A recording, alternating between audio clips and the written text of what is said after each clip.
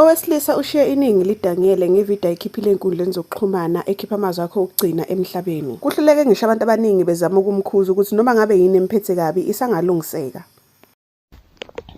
Sinothile Ndlovu. Angixolise mama ukuthi kumele ngenze kanje.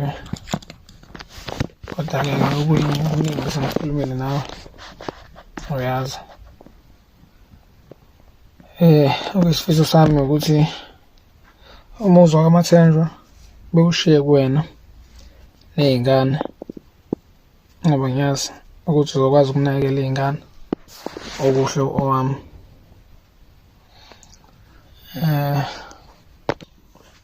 Ebese ngicela-ke ukuthi umama ongizalayo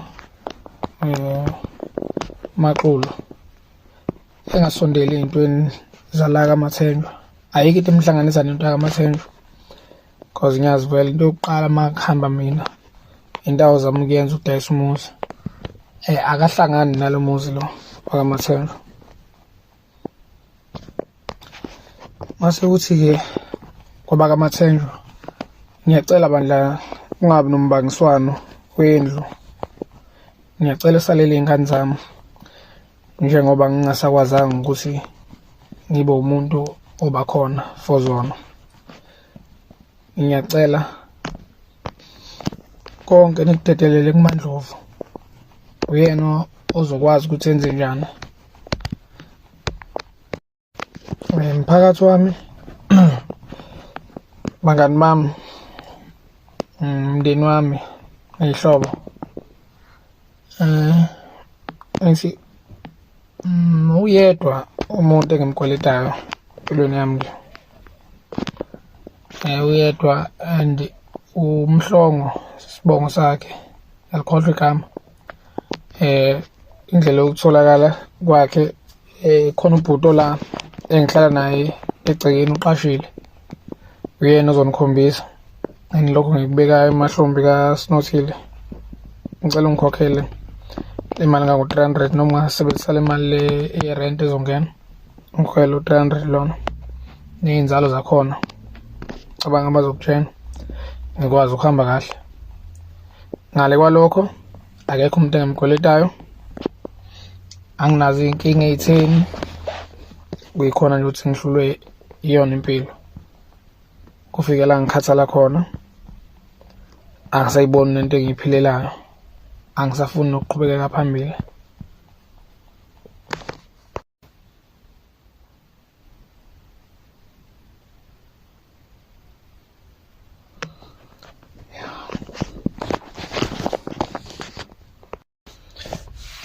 Umndeni wami waseSwazini awukazi uyixake ngami. Selokhu kwashona ubaba akaze bebe nendaba ukuthi ngiphila kuphi nginjani. Kunalokho ugogo wafika wazodayisa umuzi. Wadayisela abantu abahlukene abawu-3. So eyabo angengeni kakhulu. Akumele kube khona umuntu ozosuka eSwazini ezokhuluma la indaba zemizi nani abahlangani nakho konke lokho. Mase ngivalelisa bangani uNjabulo, Casper, u-Andile, baningi abantu engiphila nabo, bafowethu labo. Nisale kahle bafowethu. Shayile sami isikhathi. Uma ukuthi kuyenzeka umuntu elethe inhlanhla ngale niyobona ngami. Mase ngibonga-ke nasemndenini wakaCele engigcine ngisebenza kubo. Ugogo Magumede kanye nendodana wakhe uSizwe Cele. Ngiyabonga kakhulu ngethuba eninginikeze lona.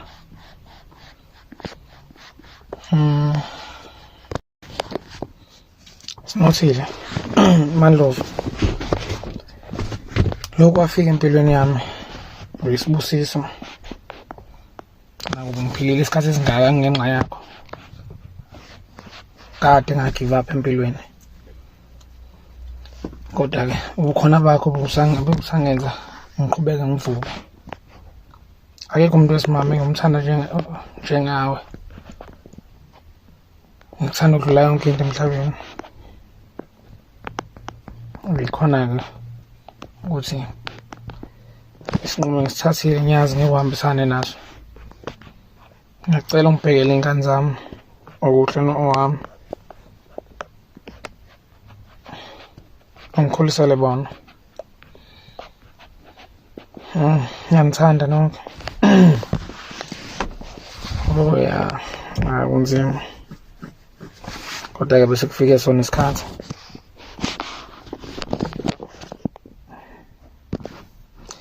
Ngixolise nokuthi Mandlovu kuze kwafika lesikhathi ngingakazi ngize kini ngizokujabulisa, ngizokhokha iy'nkinga zakhona la emhlabeni bezilokhu zingibamba.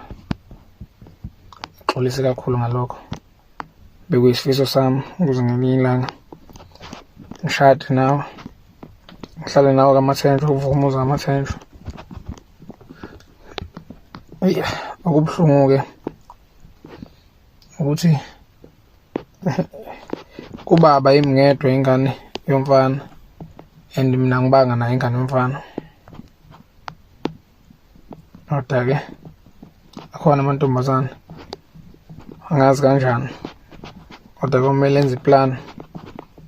Shuthi umkhwenyana mabe efika uyothatha isibongo sakaMathenjwa, ngoba masibalekelwa nayibona lesibongo lesi kophela ngaso. Sekusele bona okuhle owami Mathenjwa, sesisele nabo isibongo sami.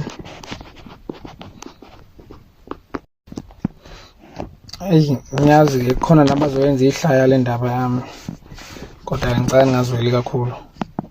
Ngiyacabanga ukuthi ngiye endaweni e-right because sengikhathele. Uma ukuthi kuyenzeka ngale umuntu ekwazi ukukhanyisela abantu lento ehlezi sizwe ishiwo, so asikhanyisele bani. Hayi bonke engibaziyo abangani bami iy'hlobo, ngikhanyisela nobona ngoba sikukhanya ukuthi kuyenzeka.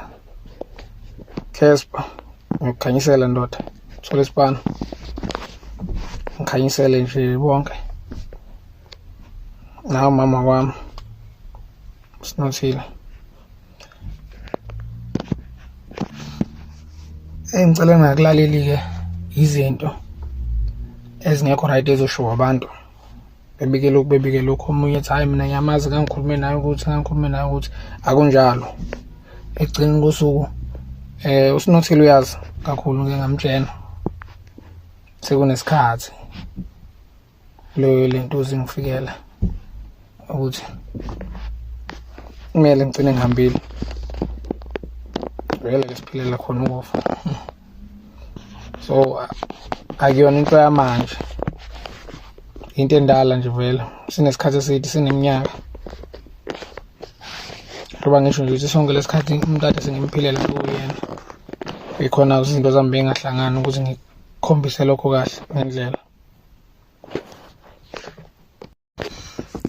Ikhona ikhava ebenginayo engatheni eya Capitec, kodwa-ke since kuyi-suicide angazi noma bazokhokha yini noma bakhokha uma ngabe kuyi-suicide. Kodwa khona ngabe ngine-police khona ya 50,000 makwenzeka ngifa. Angazi-ke kodwa ukuthi bazokwazi ukukhokha yini, ngoba ngathi awukhokhelwa uma ngabe kwenzeke kanje. Sibohlanganisa-ke abafowethu nabafowethu, mina sibohlanganisa uma ukuthi hhayi ayiphumeleli. Akhona-ke kuleyo ndima shuthi sengoshiya abangani bami beseduze nami kakhulu ukuthi kube yibona abahlanganisayo amadoda. Niyazi siphila ngakho ukuhlanganisa, kakhulukazi-ke laba engibasizile, engike ngabasiza empilweni.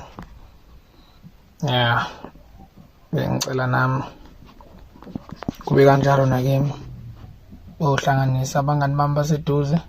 Lokho nalokho angifuni ngingabi into efensi, just nje ukuthi ngibe nebhokisi ngingcwatshwa. Umndeni wami waseshayavile noma ungangaba khona wonke, angisiboni isidingo sokuthi ube khona vele. ya noma ubani-ke ezofika kuqala kuyena ifoni yami ezandleni zakhe, ngiyacela ukuthi eyibulale, yabo, eyibulale, eyicancaze nje kuphela indaba yayo mase eyayishisa. Ningayifundi into ephakathi, ngiyacela ningabuki okuphakathi, ngisho ney'thombe konke nje ni-delete, niyibulale ifoni, nishise ifoni. Ngiyanicela, isicelo sami sokugcina leso. Noma ubani oyithola kuqala ifoni yami ibulawe ebese iyashiswa. Ngiyacela izinto ey'phakathi nezinto kodwa ngicela nje kube kanjalo. Sekuhamba kwami, sekuvalisa kwami, nibe grand, nibe right. Ngiyakuthanda magatsheni wami, ngiyakuthanda Sinothile Ndlovu, lokho ngifuna ukwazi. Ngikuthanda ngenhliziyo yami yonke, ngisakuthanda ngenhliziyo yami yonke, ngohlezi ngikuthanda ngenhliziyo yami yonke. Ngixolele ngesinqumo engisithathile, akunzima, ayikho indlela ebengingenza ngayo enye, phela yona iplani.